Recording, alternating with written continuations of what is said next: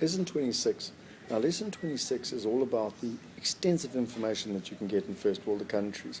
Now, just an example of this, I wanted to show you basically. Here, while I'm sitting here, I wanted to show you, this here is RP data. Now, RP data is one of the best forms of resources that you can actually get in this country. It comes out every month. It's a statistical company that has no relevance to the banks or to the property industry, and they tell it exactly as it is.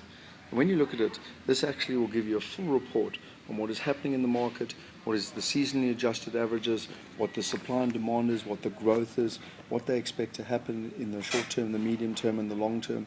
They look at what the big problems are with regards to if there are problems in the market, if there are possibilities, if there are opportunities, what's happening on the supply and demand side. Now, I particularly pull this report every single month for Australia. It's called RP data. Now, as an example, in London, or in England, they've got exactly the same thing. There's actually 7 different indices in London. The one that I like to use is the one that's actually the Financial Times Index, and the reason being is that it's, again, the most neutral one. It takes all property across all transfers, so you're getting the best access to information.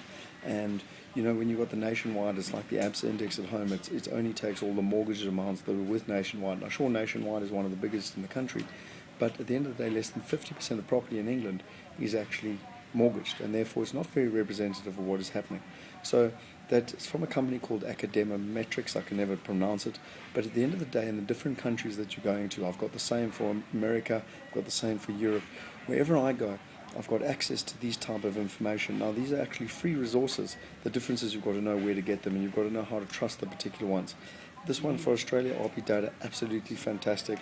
Lesson 26, you've got to know how to find this information to keep up to date, know exactly what's going in the market, understand what the risks are, understand the opportunities, but most importantly, understand what the market commentators, who have nothing to gain or lose by telling the truth, are actually saying. Lesson 26, thank you very much.